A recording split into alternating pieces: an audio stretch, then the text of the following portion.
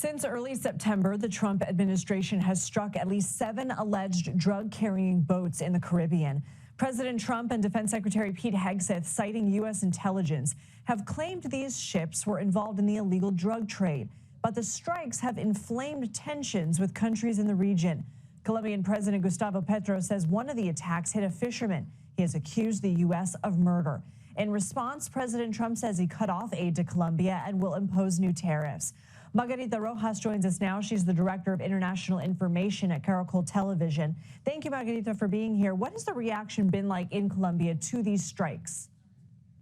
Hi, Lindsay. Well, the first reaction is concern.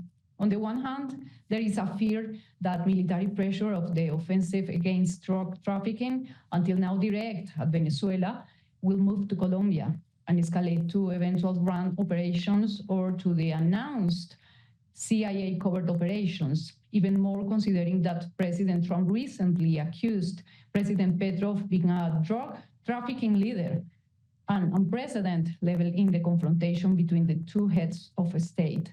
On the other hand, many Colombians fear that the political tensions between Presidents Trump and Petro will turn into tariffs on our products and economic sanctions that affect exports and therefore jobs.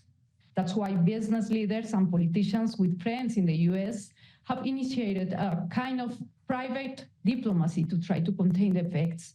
Of course, there is also a sector of the country where the reaction is one of indignation and rejection of the United States government, but I would say the main reaction is concern.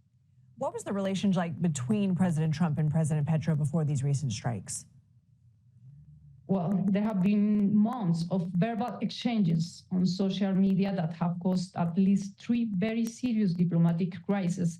The most recent just a few hours ago. As you know, the Trump administration decertified Colombia in the fight against drugs and revoked President Petro's visa after his visit to the UN General Assembly in New York for participating in a pro-Palestinian protest in which he called on the U.S. military to disobey Trump.